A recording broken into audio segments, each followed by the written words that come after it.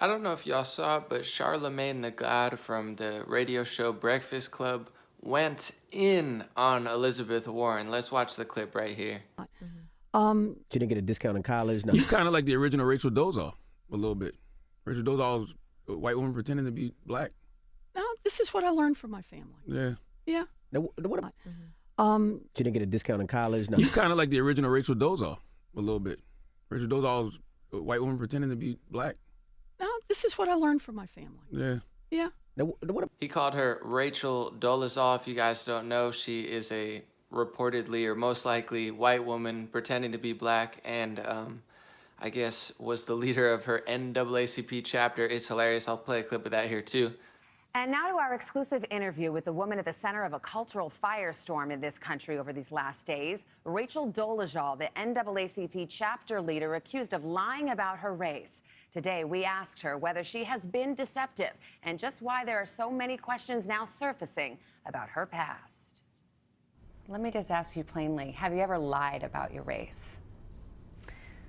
No, because never have I been asked, are you human or not human, right? So. And before we get into it, let's watch a little bit more of them grilling Elizabeth Warren on her Native American stuff. She didn't get a discount in college. No. You kind of like the original Rachel Dolezal a little bit. Rachel Dolezal was a white woman pretending to be black. No, this is what I learned from my family. Yeah. Yeah. Now, what? Address healthcare disparities, and particularly maternal mortality rates for Black women. We got serious problems. I see you talk we about need to reparations attack. as well. Yeah. So what? Your family told you were Native American? Yeah. Charlamagne tells me I'm Dominican, Yeah, but I don't believe him. You are. How long did you hold on to that? Because there was some report that said you were Native American on your Texas bar license, and that you said you were Native American on some documents when you were a professor at Harvard. Like, why'd you do that? So it's what I believe. You know, that's, like I said, it's what I learned from my family. When did you find out you weren't? Well, you know, I'm not a person of color. I'm not a citizen of a tribe. And tribal citizenship is an important distinction and not something I am. So. Was there any benefits to that? No. Boston Globe did a full investigation. It never affected, nothing about my family ever affected any job I ever got. She didn't get a discount in college. No. You kind of like the original Rachel Dolezal a little bit. Rachel Dolezal was a white woman pretending to be black. No, this is what I learned from my family. Yeah. Yeah. Now, what? It's equally hilarious and sad and pathetic that Charlemagne Tha God, who mostly does hip-hop and urban-type interviews on radio, is the best interviewer so far of Democratic politicians and candidates. I mean, why is he going harder at Elizabeth Warren than almost all of the mainstream media, besides maybe a few conservative outlets? It's just ridiculous to see how far our regular media has fallen, and then they want to say it's bots, it's xenophobia, even left-wing progressives who don't agree with them, or right-wing horrible, Russian agents. They're such liars. The mainstream media is collapsing because people would rather watch Charlemagne Tha God or myself or other people on YouTube rather than watch these liars in suits just sit there, sell pharmacy pills, start wars, not interview anybody. They just hate on people better than them. It's like they want to have the best show, so they have to tear everyone else's down and try to censor and silence everyone. And they're like, look, we're the best. We're the best. It's like when you have literal journalists for top media organizations running around trying to pressure Google and Facebook to take other people down who are outperforming them on those outlets. It's just so pathetic, and it really shows you, one, how bad journalism's become, and two, how big of an impact you can make. And I know Charlemagne is not a dumb guy. He actually wrote a book called Black Privilege, something about creating your own opportunity. It was all about self-accountability and not using your skin color as an excuse to not be great. And I think Charlemagne Tha God understands. He not only believes in God, he prays a lot. I believe, just following his Twitter account, he wakes up and he says, good morning, God is great. A lot. I like that good energy. But he understands that what made his life successful was his attitude, his mindset, and probably his persistence and passion to be great, as does, recently Draymond Green had a great quote. I'll put it in this video as well, explaining why he's great because he believes he's great. And I saw a couple of days ago you described yourself as the best defender ever. Can you talk about why you have that kind of conviction about your place on the all-time list, and where Kawhi Leonard ranks for you? I think as a competitor, if you're trying to do something meaningful, if you don't have the mindset that you're the best ever, you failed already. So if you don't have the mindset that you are the best reporter ever, then you already failed. And that's been my mindset since I can remember. That will be my mindset as long as I can remember anything, that I am the best ever at what I do. And every day that I step on the basketball floor, I will strive to be that. But my mindset will always be as such as I am the best to do what I do. And that'll give me a shot at being the best. But before you can ever reach anything, you have to believe it. You don't just mistakenly become great at something. You probably at one time or another, believe that you can be great at that. And then you work to get great at that, and you reach that greatness. But you don't mistakenly become great. And then you start to believe, oh man, I'm great at that. No, you believed that before, and you work to get that. So I always believe that. And I work every day to reach that. So overall, I would love to see Charlamagne Tha God have someone like myself on, or someone more, libertarian leaning, or even normal centrist who's not just they have like every single Democratic Party candidate on, and then they nonstop hate on Donald Trump, and then they've never met or spoken to Donald Trump. That was even the clip of Laura Ingraham. I'm not going to play it. I did the whole Cornel West Candace Owens debate, and YouTube took the video down. I guess I played too much of the clip, so I'm not going to play it at all. But Cornel West is going in on Trump and saying, what a gangster and a thug he thinks he is. And then she's like, have you ever met she said to Cornel West, have you ever met Donald Trump? I think you and Donald Trump could accomplish a lot, because he doesn't care who you are. He just wants to get stuff done, which is true. I said this from the very beginning. I was like, Trump is a little wild, even when I didn't like him. But I'm like, I bet you if you go in there, I was thinking kind of what Kanye and Kim were doing, and came with prison reform and pitched it in the right way, Trump would probably do it. And that's what a lot of, especially left-wing activists, want to do. And that's where I kind of lose my respect for people like Cornel West.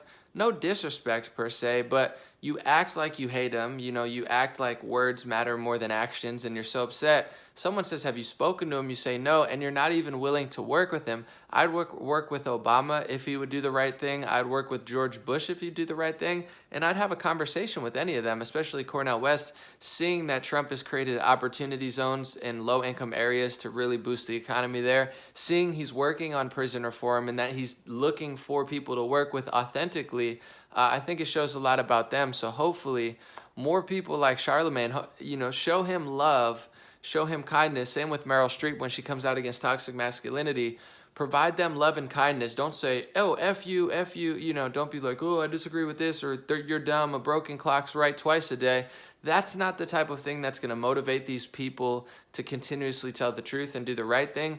That's the type of thing that they look at conservatives and Republicans and say, oh, these people are just as arrogant, ignorant, and rude as I thought they were, and then they'll run back to the left-wing victim ideology. So provide love to people like Charlamagne, because I know in his heart, he's a libertarian at heart, and he's somebody who believes in self-accountability. However, to say what Charlamagne says, and he does it a lot, in that community, in that area, that space, you get a lot of backlash. That's why, Charlamagne's all over the place. And maybe he feels differently. I have no idea. But I do want to say congratulations on this hilarious Elizabeth Warren interview. And this is what journalists and media outlets should be doing, is prodding and poking at the candidates. And also something like an Elizabeth Warren, if Donald Trump or someone on the conservative side was to basically fake or lie about the extent of their heritage to put it on a bar exam or, school or whatnot to, maybe get benefits, or you literally think you're that. That's what she said. I don't really believe that.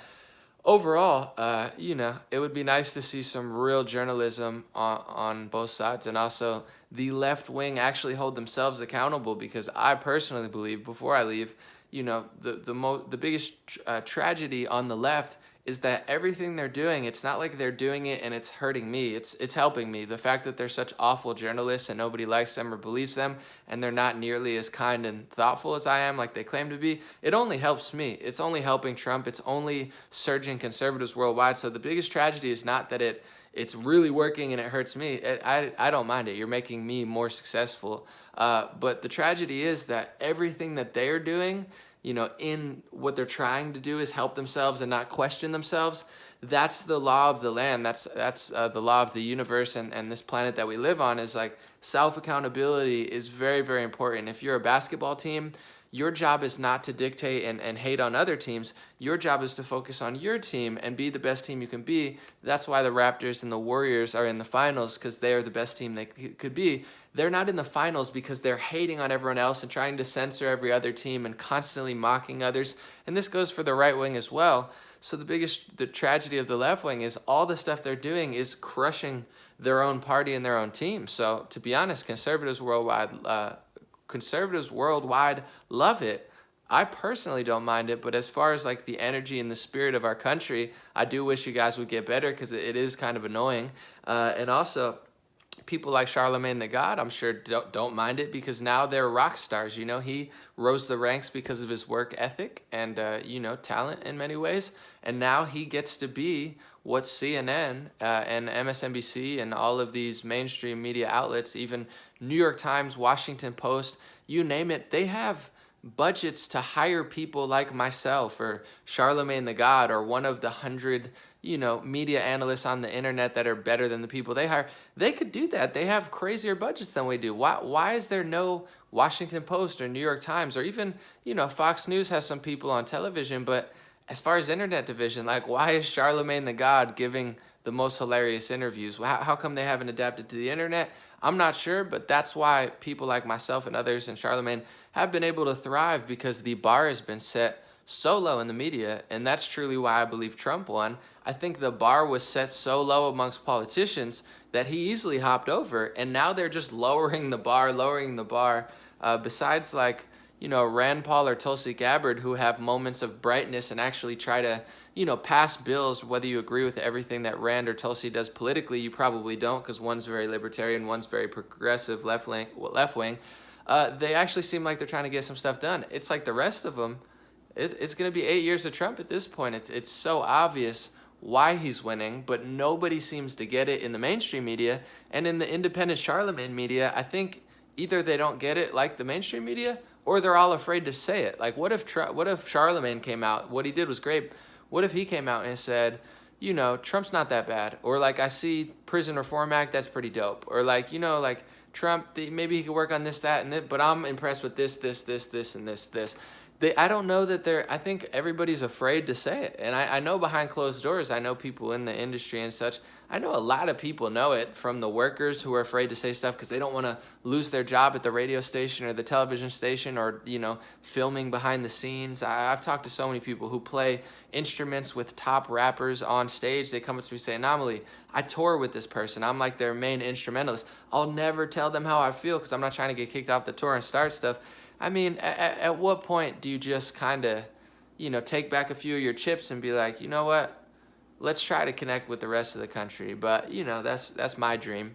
And Charlamagne, great job. Hopefully more people follow suit and make some fun of this 2020 election. We need to have a little bit of fun, as well as ask tough questions and call people out and test them.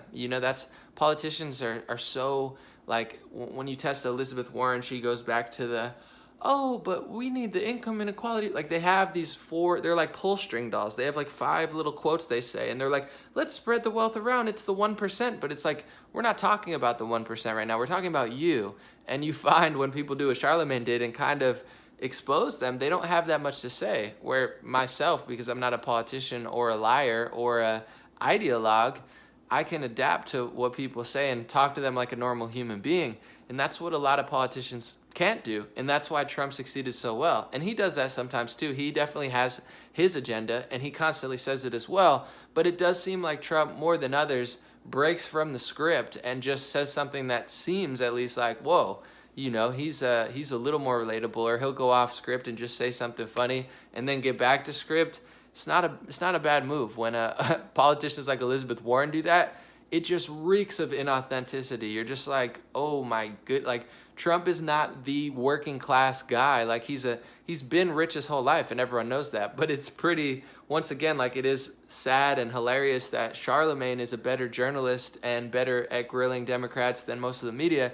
It's the same with Trump. It's like, it's pretty hilarious / a little bit sad and pathetic for other politicians that Donald Trump, who was pretty wealthy his whole life and well off, is the most relatable guy out there, at least one of the top ones easily.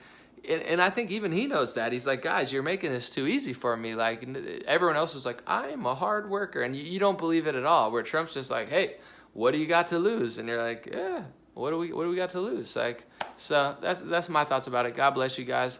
Have a good day. And if you'd like to support, I got my stuff at the top comment and below the description. Also, just check me out on Facebook. If you guys are on YouTube, which you are, I know because I'm going to post it on there.